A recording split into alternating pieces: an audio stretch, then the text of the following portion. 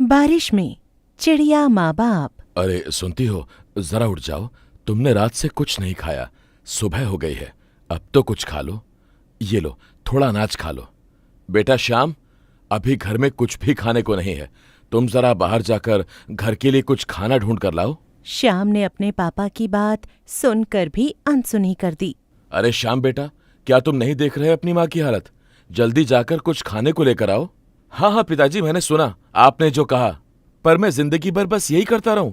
मुझे अपने दोस्तों के साथ जाना है, मैं नहीं जाऊंगा। आपको जाना है तो आप चले जाओ।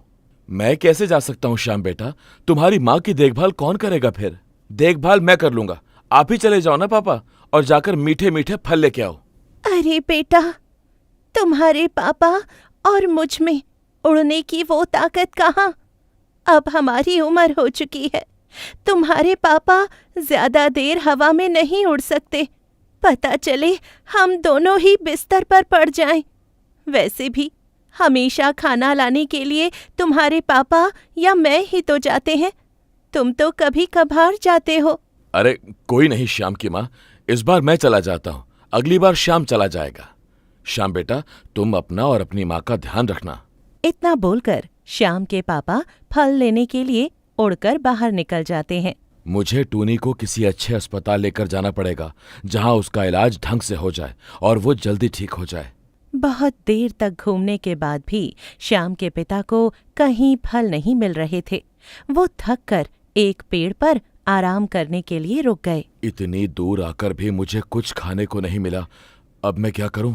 यहाँ आसपास दूर दूर तक कुछ खाने को नहीं दिख रहा है। मुझे थोड़ा और आगे जाना पड़ेगा। बेटा श्याम, मुझे बहुत ज्यादा प्यास लग रही है। श्याम बेटा, प्यास से मेरा गला सूखा जा रहा है, मुझे पानी दे दो। अरे माँ, तुमने तो परेशानी करके रख दिया है, कभी खाना है कभी पीना है। मैं यहाँ पड़े पड़े बोर हो गया हूँ। मुझे यहाँ से निकलने के लिए कोई तो बहाना ढूंढना होगा। अरे माँ, घर में फल के साथ साथ पीने का पानी भी खत्म हो गया है। मैं यहाँ पास के तालाब से जाके पीने का पानी लेकर आता हूँ। हाँ, ठीक है बेटा, जाओ, पर जल्दी आना, प्यास के मारे मेरा गला सूखा जा रहा है। श्याम अपनी माँ को चकमा देकर घर से बाहर आ जाता है। वाह, क्या मौसम है! ऐसे मौसम में मुझे अपनी चुनमुन डार्लिंग के पास होना चाहिए। अब सीधा वहीं चलता हूँ, अपनी चुनमुन डार्लिंग के पास। वो कब से मुझे याद कर रही होगी। हाँ, अब इतने फल काफी हैं। अब मैं जल्दी से अपनी टूनी के पास जाता हूँ। राम अपनी बीवी टूनी के लिए बहुत सारे फल लेकर वापस घर लौटता है। अरे श्याम, कहाँ थे तुम इतने दिनों से? पता है मैंने तुम्हें कितना याद किया। अरे क्या बताऊं तुम्हें मेरी जान, मेरे बूढ़े माँ बाप ने मेरी नाक पे दम कर दिया है। सारे दिन मुझसे घर के काम ही करवाते रहते हैं। जब श्याम और चुनमुन बातें कर रहे थे, वहीं से श्याम के पापा राम गुजर रहे थे। उनकी नजर उन दोनों पर पड़ती है। अरे ये श्याम यहाँ क्या कर रहा है? इसे तो मैंने टूनी की देखभाल के लिए छोड़ा था। ये नालायक अपनी माँ को छोड़कर यहाँ टाइम पास कर रहा है। राम चुपके से दोनों की बातें सुनता है।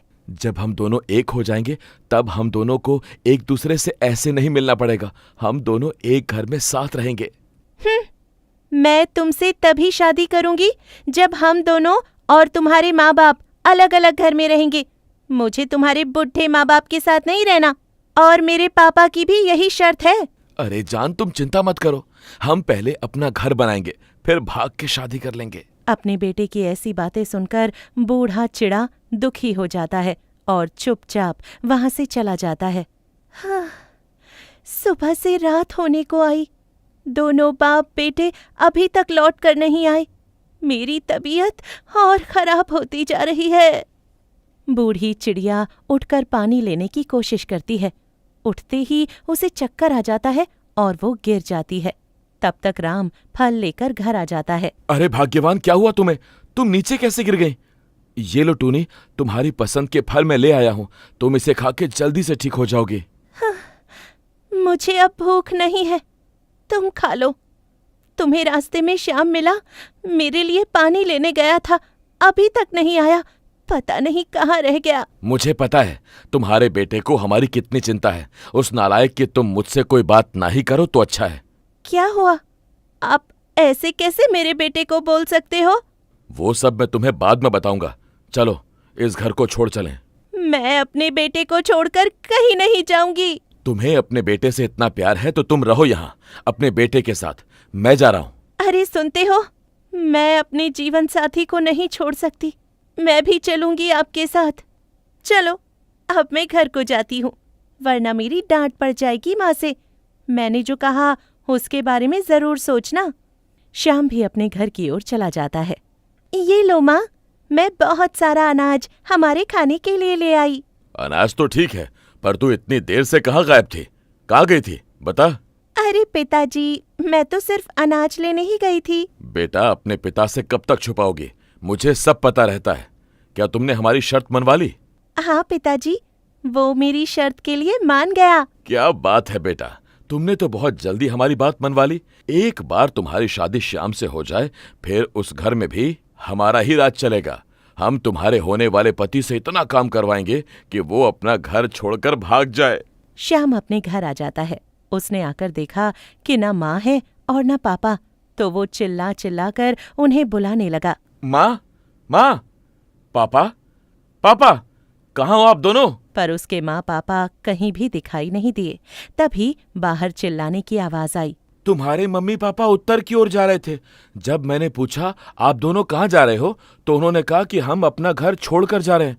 शाम मिले तो उससे कहना घर में बहुत सारे फल, अनाज और पीने का पानी रखा है, अपना ध्यान रखना।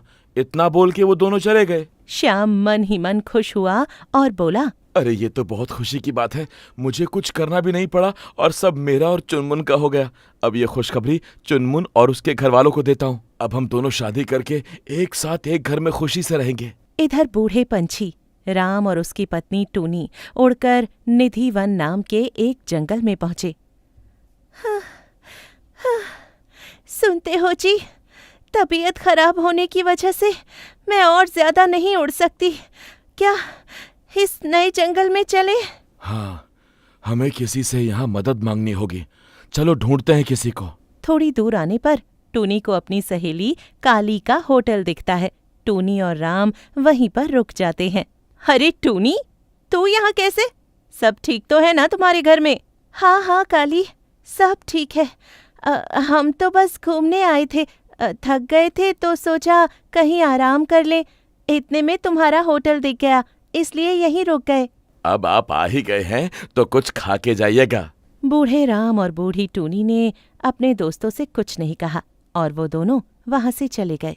थोड़ी दूर जाकर उन्हें पाखी चिड़िया मिलती है, जो उन दोनों को परेशान देखकर पूछती है, क्या हुआ माँ जी, आप बहुत परेशान लग रही हैं? फिर राम सारी बात पाखी चिड़िया को बता देता है। माँ जी, आप मेरे साथ मेरे घर चलिए, मेरे पिताजी बहुत बड़े डॉक्टर हैं। पाखी टूनी को लेकर अपने घर चली जाती है। इधर श्याम नाच कूद कर चुनमुन के घर आ जाता है और दोनों बाप बेटी को सारी बात बता देता है। अरे ये तो बहुत खुशी की बात है। हमारे बिना कुछ किए तुम्हारा घर भी तुम्हें मिल गया और तुम्हारे माँ बाप भी चले गए। इधर राम और टूनी पाखी के साथ उसके घर आ जाते हैं। देखते ही देखते काली और पप्पू भी पाखी के घर आ जाते हैं। अच्छा हुआ आप सब भी आ गए, मैं जल्दी से जाकर अपने पिताजी को बुला कर लाती हूँ। थोड़ी ही देर में पाखी के पिता डॉक्टर नट्टू वहां आ जाते हैं और बूढ़ी टूनी की जांच करते हैं और फिर उन्हें दवा देकर बोलते हैं, इनको मैंने दवाई दे दी है, ये थोड़े दिनों में बिल्कुल पहले जैसी हो जाएंगी। कुछ दिन बीत जाते हैं। इधर चुनमुन और श्याम की शादी धूमधाम से हो जाती है।